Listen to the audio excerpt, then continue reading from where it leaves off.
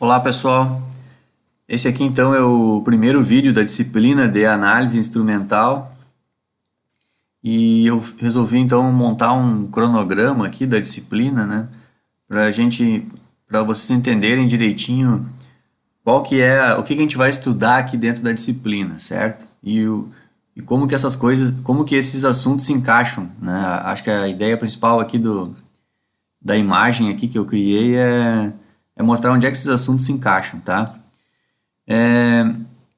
Inicialmente eu vou dizer para vocês que a gente vai começar a disciplina estudando os métodos de calibração. Inclusive esse vídeo aqui ele está dentro dessa sequência de vídeos aí, desse playlist aí, né, sobre métodos de calibração.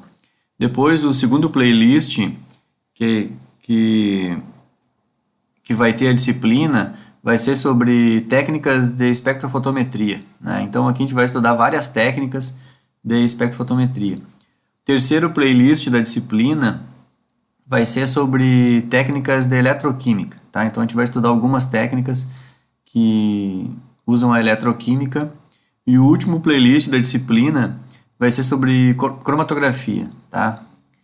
Então percebam que parece até maluco, né? Mas parece que a gente está estudando de trás para frente aqui como as coisas normalmente são usadas, né?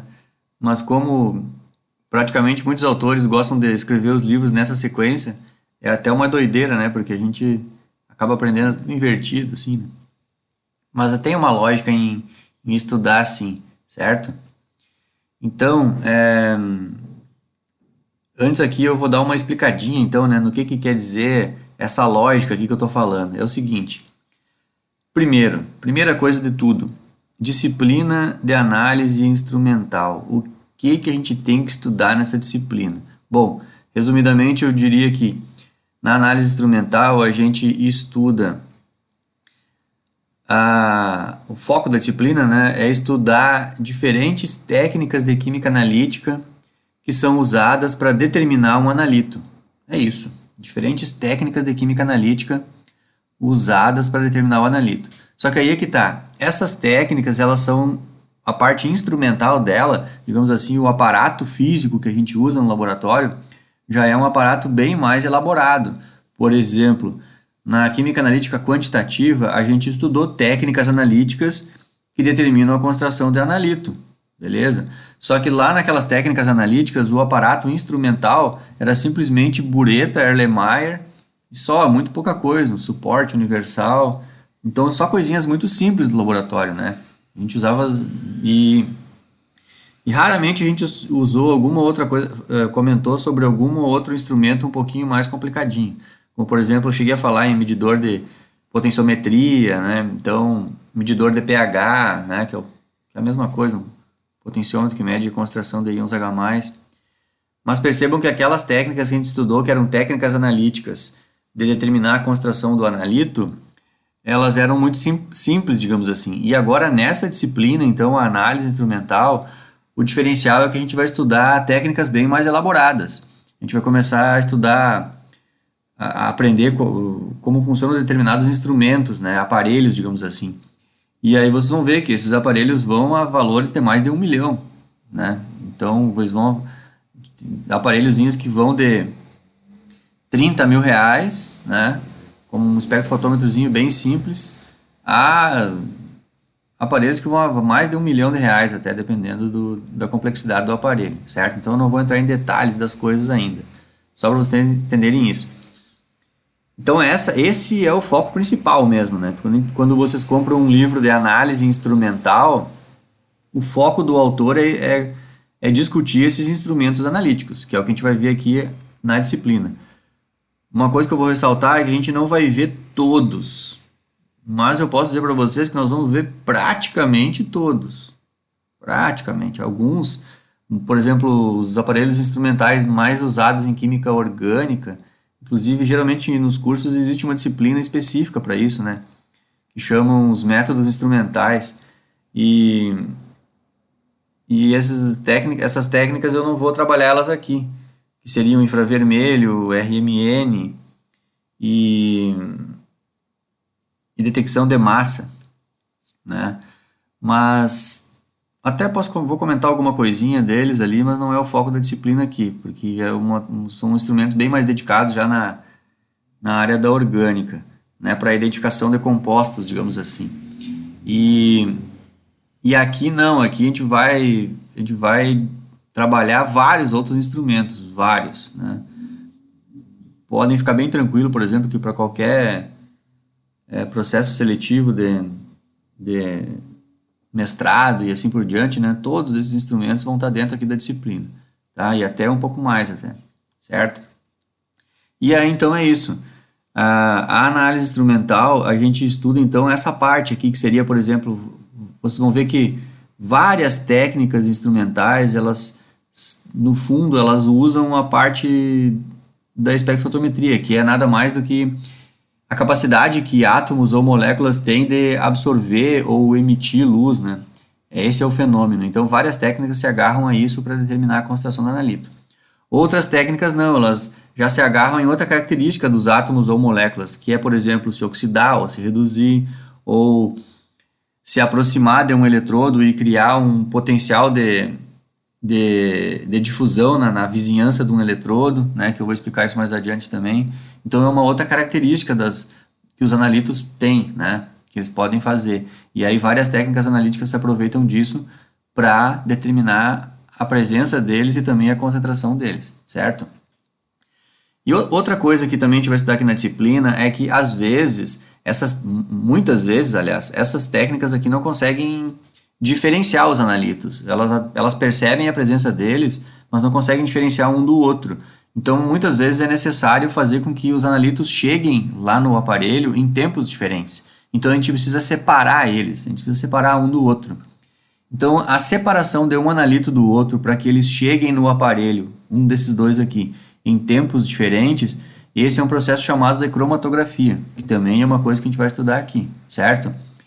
E por último, numa sequência de análise química aqui, né, vem os métodos de calibração, porque sempre esses aparelhos aqui, eles não são aquilo que a gente está acostumado a ler nos filmes, né, que coloca a amostra no aparelho, aperta um botão e sai a resposta, pronto. Não, não é assim.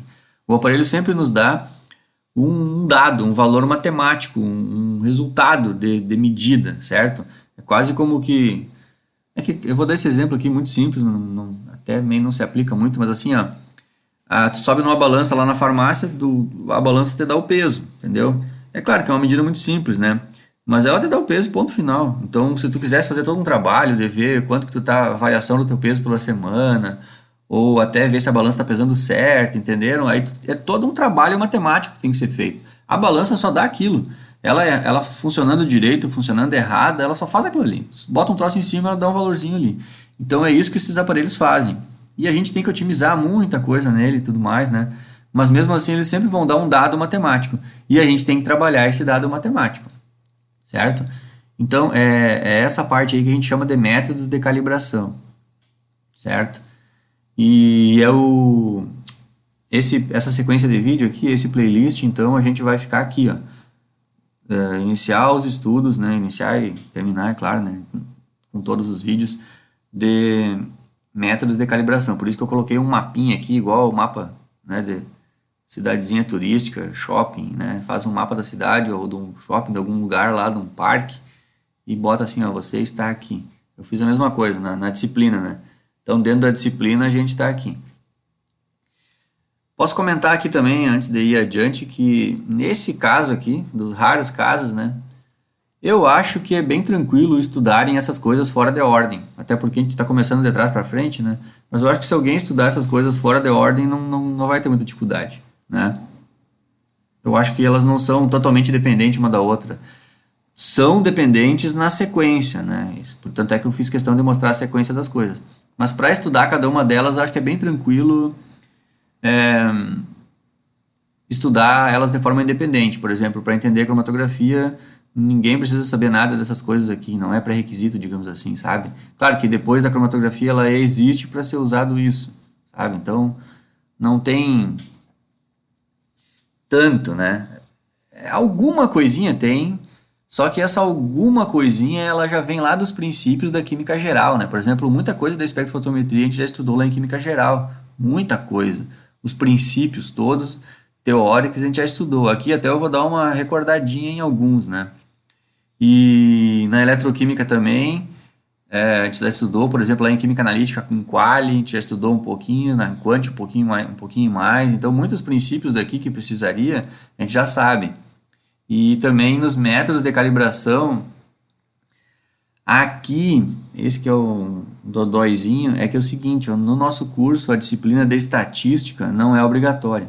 Então, alguns de vocês aí, garanto que já fizeram a disciplina de estatística e outros não fizeram. Daí, eu já montei meu material aqui meio prevendo que alguém não tenha feito. É mais difícil, né? Por exemplo, eu até, alguns assuntos que o Harris lá trabalhou no livro ali, eu dei uma evitadinha aqui de colocar na análise instrumental. Porque até que ele nem complicou tanto assim, na parte estatística. No quesito aqui do que a gente vai estudar, né? Mas é umas coisinhas que quem não fez a estatística não vai entender. Então, por exemplo, tem umas análises de variância, às vezes, aparece às vezes uns testes T. Então, isso aí eu resolvi não colocar, né? Mas quem fez estatística comigo aí já viu muito mais que isso, né? Certo? Bom, deixa eu ver aqui se eu... Acho que é isso, né? Então... acho que estou pulando uma coisa minha principal, né? Acho que eu não comentei, que é o seguinte. Vou deixar por último. A sequência, então, da análise química, porque assim, ó, essa parte análise instrumental, a disciplina, ela é aquela partezinha meio que é o senso comum das pessoas que nem entendem química, né? Que as pessoas que não entendem química acham que fazer uma análise química é só pegar uma coisa, botar num aparelho e dar a resposta, né? Mas não. Então, a disciplina tem todo um trabalho, né? Que eu até já discuti isso lá em Quant. Eu até vou discutir mais adiante de novo. Mas assim, ó, a análise instrumental, ela é aquela parte da análise onde a gente vai mesmo para o aparelho para medir, né? Tem todo um trabalho antes e depois vem um trabalho depois. Mas aquela parte que a gente vai ir para o aparelho fazer a análise, às vezes a gente tem essa encruzilhada aqui, ó, a gente tem que escolher em qual caminho vai tomar. E a gente sempre tem esses 3 caminhos aqui, ó, certo? Primeiro, vamos pegar esse primeiro caminho aqui, ó, esses 2 últimos caminhos aqui, que é o seguinte. Se a técnica que eu escolhi, ou a espectrofotometria ou a eletroquímica, primeiro que eu vou pegar um caminho só, né? Nunca pegamos 2, né? Um só. Mas se a técnica que eu escolhi, ela vai ser suficiente para medir o meu analito e a técnica não vai confundir o meu analito com outros, eu já posso vir direto. Eu pego a minha amostra, eu uso a técnica e depois trabalho os dados, os resultados que ela me deu matematicamente, né? Isso aqui é tudo matemática, né, pessoal? Essa parte aqui. Não tem aparelho nenhum, é matemática. E o aparelho aqui é o computador, a calculadora, o cérebro da gente, certo? Então aqui, ó, os resultados que o aparelho me dá, eu trabalho eles matematicamente e tiro as minhas conclusões, beleza? Então esse aqui é um caminho.